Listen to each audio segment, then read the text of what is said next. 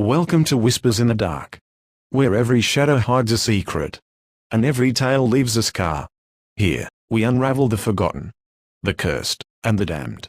Dim the lights, lock the doors, and whatever you do, don't listen too closely, because some stories don't like being told.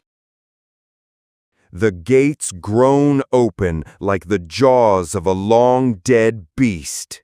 You're standing at the threshold of Waverly Hill's Sanitarium, a decaying monolith of rusted iron and crumbling brick. The night is unnaturally still. Even the wind seems reluctant to pass through the twisted trees lining the drive. There's something wrong with the air, like it's been exhaled too many times by mouths that no longer breathe. Your flashlight flickers. A battery fresh this morning now drains as though something is feeding off it. You pause, heart hammering, as a faint sound escapes the dark corridors ahead. Laughter. Then a cry. Then silence. You've read the legends, the experimental treatments, the cruel doctors, the death tunnel where they quietly wheeled away the unwanted. You know this place has a reputation, but legends are only stories, right? Tonight, that changes. Because Waverly remembers, and it's been waiting for you. Choose your path. You don't come alone. 4 people, 4 different reasons for being here. 4 different nightmares waiting. Evelyn Carter, the journalist. She thought this would be the story that made her career. Evelyn's voice recorder is already running. Her flashlight beam cuts through thick dust motes and mold-stained wallpaper. She reads plaques half covered in rust. Hydrotherapy ward, treatment room B, and then voluntary procedures, East Wing. As she pushes open the rotting door, she steps into a room that smells like old metal and regret. The shelves still hold medical instruments, lobotomy picks, leather restraints, a steel table bolted to the floor with a rusted drain underneath. Her recorder crackles. At first, it's just static. Then, a whisper. They took my eyes. She spins. No one's there. But the hallway pulses with a low hum, like something breathing just out of sight. Then faint and almost pitiful. Help me. A child's voice. Evelyn feels her pulse in her ears. She knows rule number 3. She knows she shouldn't.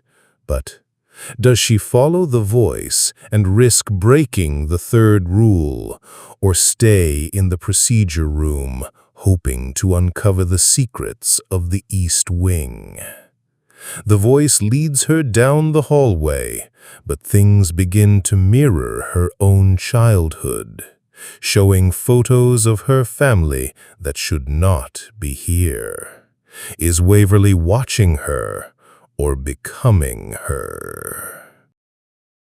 Marcus Hale, the paranormal investigator. Marcus is ready. He's studied for this. EVP devices, temperature gauges, thermal cams, everything. He's not here to play games. He's here to prove. But the deeper he goes, the less his equipment works. His camcorder dies. His audio recorder turns on by itself. He asks, "Is anyone here with me?" And something answers, "Too late." Marcus finds names etched into the wall with what looks like fingernails. Some are crossed out. Others seem freshly scratched in. One of them is his middle name. A sudden slam above makes him jump.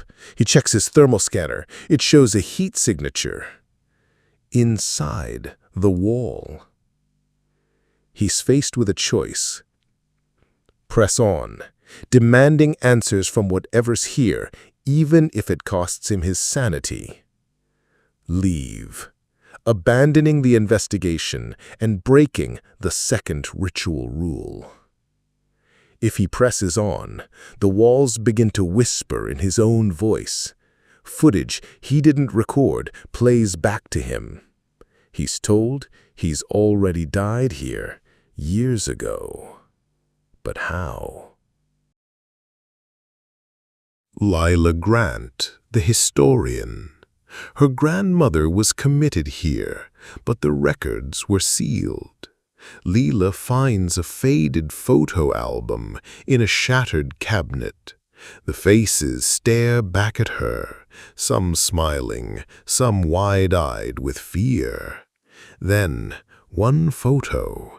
It's her grandmother, but not old and frail, young, terrified, bruised. The photo is dated October 13, 1937, the same date marked on a nearby door, room 312. As Lila steps closer, she hears soft singing echoing down the hallway, a lullaby her grandmother used to hum. Does she search room 312, hoping for answers to her family's fate? Or stay with the photo album, trying to piece together the full story? If she goes to room 312, she finds medical notes written in her grandmother's handwriting, warning her not to trust the building. I made a deal to survive. Don't make the same mistake. Tommy Rivers, the thrill seeker. Tommy came for the adrenaline, to live stream, to laugh it off. But the laughter fades fast. He finds a rusted file cabinet open, one folder left inside. Clara Bellamy. The papers describe post-treatment behavior. Eyes blackened, mouth bled backwards language. Claimed the doctor was inside her now. He reads aloud, mocking, Dr. Death strikes again. And then his voice goes silent. The room has gone completely quiet, not just normal quiet, like sound itself has been turned off. A loud bang above shatters it, then a dragging sound and humming. Does he investigate the noise as his live stream begins showing faces behind him? Or stay with the files, trying to understand what happened to Clara? No matter who you are or why you came, Waverly knows. It remembers. And now it remembers you. Every step you take, every breath you steal from its halls feeds the entity that's bound to it.